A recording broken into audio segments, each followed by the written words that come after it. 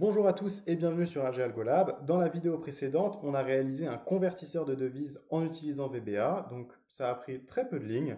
Dans cette vidéo, je vous ai surtout expliqué un petit peu les bases de VBA et comment est-ce qu'on allait travailler tout ça. Maintenant, ce qu'on va faire, c'est qu'on va calculer la TVA. Donc dans un premier temps, on va devoir la calculer, puis la déduire. Donc, on va ouvrir Visual Basic, on va se placer dans la feuille TVA. Encore une fois, on ne va pas coder dans un module, puisqu'on ne va pas réutiliser la sub ailleurs.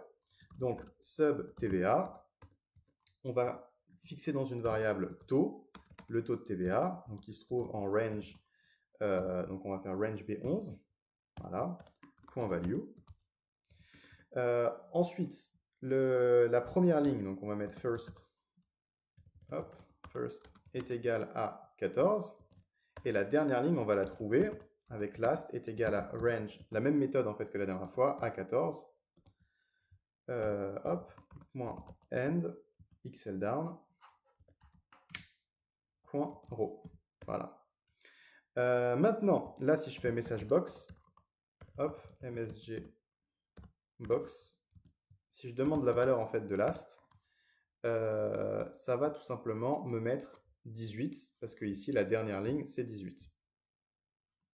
Voilà. Donc là, on va devoir faire une boucle en fait qui va aller, donc for i est égal à first to last. En fait, on va d'abord calculer le taux de TVA et ensuite après on va le retirer pour avoir le montant TTC. On aurait pu faire deux boucles pour calculer d'abord tous les taux de VBA, tous les taux de TVA, puis ensuite tous les taux TTC. Mais là, par souci d'efficience, on va tout simplement faire tout ça d'un coup. Donc c'est pour ça que c'est un petit peu plus compliqué que l'épisode 1, mais ça reste très très facile. For i est égal à first. À chaque fois, je mets le S avant le R, je ne sais pas pourquoi. To last, next i, toujours le réflexe mettre la fin, le next, dès le début, pour ne pas l'oublier. Donc là, on va faire range.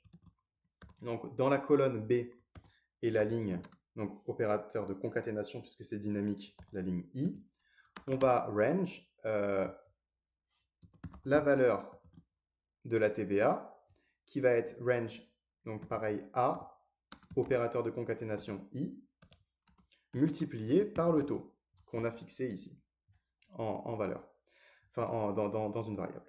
Donc là, si je fais que ça va mettre tous les taux de TVA. Donc là, si je run, voilà, on a les taux de TVA qui correspondent. Donc là, 20% de 1000, ça fait bien 200.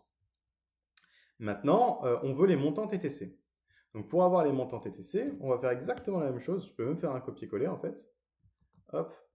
Sauf que là, on va remplacer B par C. Donc on va range dans la colonne C et la ligne I. Donc ligne par ligne, ça va passer de 14 à 15 à 16 à 17 à 18. Donc là, voilà, on va partir pour 14, on va dire. Donc ça va faire I14 est égal à range. Donc là, donc la valeur hors taxe. Et cette fois-ci, on va faire, pas multiplié par le taux, mais moins la valeur ici qu'on a trouvé précédemment. Voilà. Si je run ça, j'ai les montants. Donc voilà, là on a fini ce qu'on devait faire. Donc si on rajoute même, voilà, encore une fois une ligne, on va rajouter ça. Hop là. Et cette fois-ci, on va l'assigner du coup à un bouton, hein, bien sûr. Insert, hop, hop. Là, on clique sur la sub TVA. On va nommer ça compute. Je pense que c'est bien comme nom. Compute, voilà. Là, si je clique sur compute, tout se fait automatiquement. Voilà. Donc, comme vous voyez, ça s'adapte au nombre de lignes, c'est magique. Dans la prochaine vidéo, on va utiliser VBA pour repérer les factures en retard. Donc du coup, en fait, ça va être un exercice très intéressant puisque on va devoir faire des conditions. La première condition, c'est est-ce que la facture a été payée ou non? Si la facture a été payée, le statut il est forcément OK. Et ensuite, après, si la facture a été impayée, on va regarder la date d'échéance et on va se demander, OK, est-ce que l'échéance a été dépassée? Oui ou non? Si c'est le cas, voilà, si elle a été dépassée et que c'est impayé, alors le statut c'est alarmant, sinon c'est pas alarmant, RAS. Donc voilà, donc ça va involve en fait d'autres compétences qu'on n'a pas encore vues jusqu'à présent, et c'est pour ça que ce sera dans l'épisode 3. Donc sur ce, je vous souhaite une très bonne fin de journée et à très bientôt sur Agile Golab.